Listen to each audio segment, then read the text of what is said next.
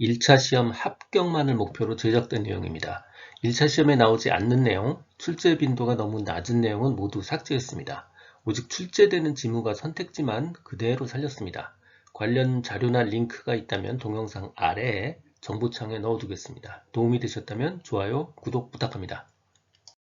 직업상담 접근 방법 5파트입니다. 포괄적 직업상담과 모든 종류의 상담 기법들이 복합적으로 출제되는 특징과 장단점 파트입니다. 포괄적 직업 상담의 절차요. 포괄적 직업 상담은 초기, 중기, 종결로 되어 있고요. 초기는 진단을 하고요. 중기는 문제를 명료화하고 해석합니다. 다른 표현으로 분류하고 구체화한다고도 표현해요. 그리고 종결 단계에서 문제를 해결합니다. 포괄적 직업 상담의 특징은 각 단계별로 가장 적합한 상담 방법을 적용한다는 거예요. 그래서 단계별로 어떤 상담 방법을 사용하느냐, 이게 아주 단골 출제 문제입니다. 먼저 초기 단계인 진단 단계요. 가족 내담자의 문제점들을 상담하고 진단하는 거죠. 초기 단계니까 내담자 중심 상담 기법을 사용하고요. 정신 역동적 상담 기법을 사용합니다. 자, 중기 문제를 명료화하고 해석하는 단계, 즉 문제를 분류하고 구체화하는 단계요. 정신 역동적 상담 기법을 아주 적극적으로 사용합니다. 심리 검사도 하고요. 정신 역동적 상담 기법을 사용해서 내담자의 문제를 명료화하고 구체화합니다. 최종 문제 해결 단계, 최종 해결 단계에서는 특성 요인적 상담 기법과 행동주의적 접근 기법을 씁니다.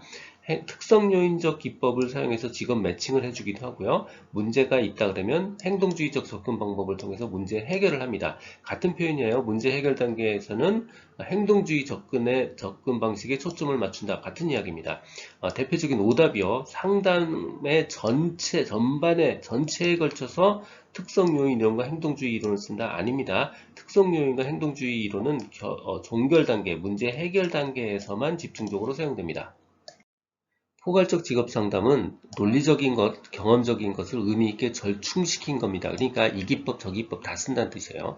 검사의 역할도 중시하고요. 검사를 효율적으로 사용합니다. 자, 단점은요. 포괄적 직업 상담은 진학이나 취업에 포커싱 돼 있어요. 그래서 진학이나 취업 상담에 아주 적합한데, 단점은 취업 이후에 직업 적응 문제 같은 거는 깊이 다루지 못하는 단점이 있습니다.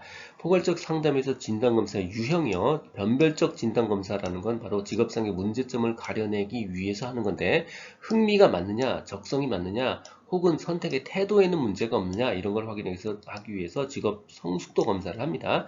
직업 성숙도 검사, 적성 검사, 흥미 검사를 해요. 오답이요. 경력 개발 검사나 직업 발달 검사는 오답입니다. 이거는 문제점을 가려내기 위한 검사들이 아니에요. 그래서 경력개발 검사, 직업 발달 검사는 오답에 해당됩니다. 듣고 계신 강의는 직업상담사 2급 초단기 합격 비법의 핵심 내용 파트입니다. 교재에는 2002년부터 지금까지 20여 년간의 모든 문제를 분석해서 중복된 문제나 제도 등이 변해서 출제될 수 없는 형태의 문제, 그리고 난이도 조정료에서 출제한 지역적 문제를 제거하고 2,800여 개의 문제를 모았습니다.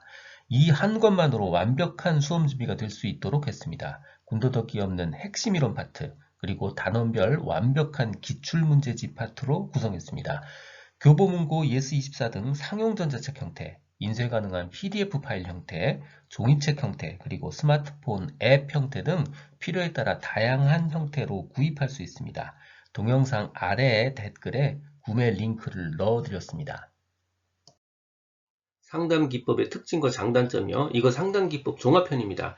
난이도가 높은 문제가 굉장히 많고요. 반드시 기출 문제의 풀이가 필요한 단원입니다. 자, 먼저 행동주의 직업 상담이요.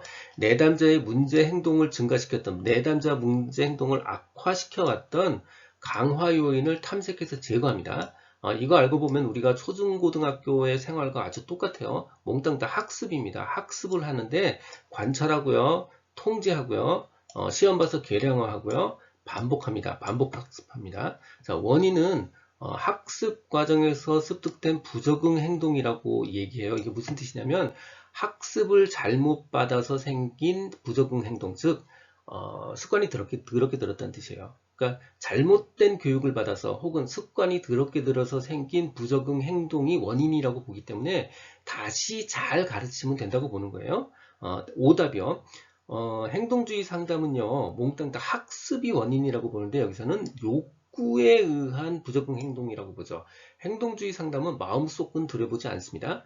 욕구, 본능 이런 거 들여다보지 않습니다. 이거 오답이에요. 상담자 역할 완전 선생님이에요. 능동적이고 지시적이고요. 단점은 원인 같은 거 사실 정확하게 얘기 안 합니다. 원인이 막연하게 불안이나 부적응이라고 이야기하지만 알고 보면 원인에 대한 이해와 불안을 규명하는 방법이 없습니다. 그냥 공부 열심히 하고 학습 열심히 하면 된다는 게 바로 단점이에요. 자, 포괄적 직업 상담. 포괄적 직업 상담은 진학 상담이나 취업 상담에 완전히 포커싱 되어 있는 거예요. 그래서 진학 취업 상담에 적합해요. 하지만 취업 후에 직업 적응 문제를 다루는 방법이 없습니다.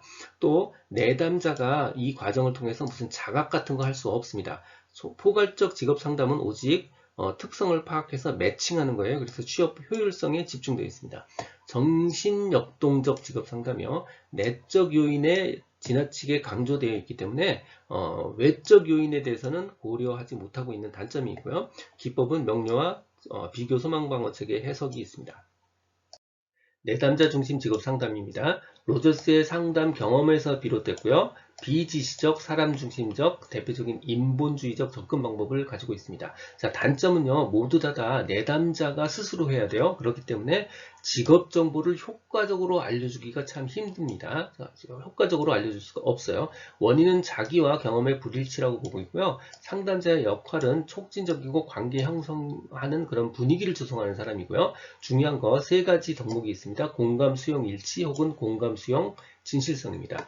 정신분석적 상담이요. 심리성적 분석론이고요. 생물학적 토대를 가지고 있습니다. 이거 왜 아기 때는 손가락을 빨고 어쩌고저쩌고 그런 얘기들이 바로 정신분석적 상담에 해당되는 거예요. 그러니까 당연히 인생 초기의 발달을 중요하게 생각을 하고요. 인간을 비합리적이고 결정론적이고요. 생물학적 충동과 본능에 휘둘린다고 보고 있어요. 자, 오답이요. 중요한 거 오답입니다.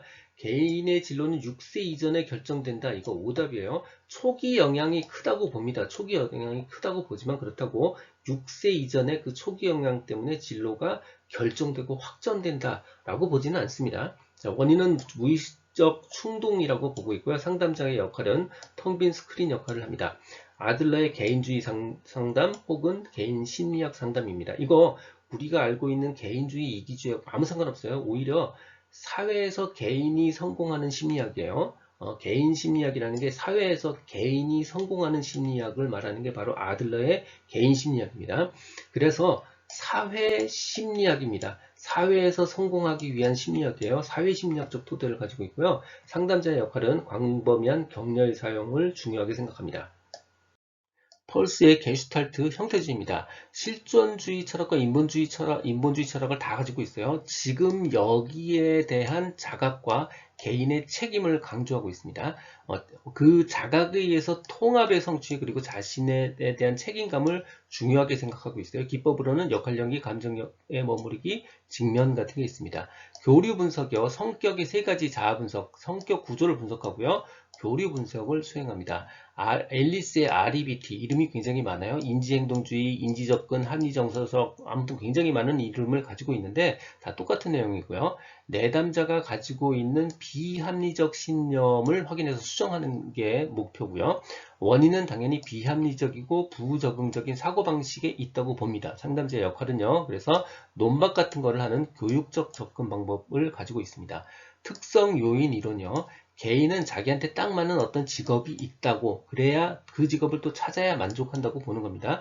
상담자의 역할은 내담자의 인지적 측면에 주로 관여해서 면접에서 주도적 역할을 합니다. 발달적 상담이요. 이 상담자의 역할은요. 이성적 측면, 정서적 측면, 지시적, 비지시적 면접 기술 다 씁니다. 한마디로 그냥 다 쓴다는 뜻이에요. 의사결정이론이요. 의사결정이론은 개인은 자기 이익을 극대화하는 방향으로 합리적인 결정을 한다 이렇게 보는 거고요. 사회학습이론이요. 이렇게 사회자가 들어가면 사회나 환경에 영향을 받는다 그런 뜻이에요. 개인의 발달은 사회경제적 지위, 교육 정도, 주변의 기대 등의 영향을 받는다는 거고요. 윌리엄 글래스의 현실 치료 이론, 내담자가 원하는 게 무엇인지 확인하고 이를 달성할 수 있는 적절한 방법을 탐색해 주는 겁니다. 이 내용은 블로그와 전자책에 동일하게 그대로 있습니다.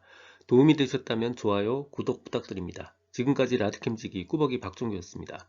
감사합니다.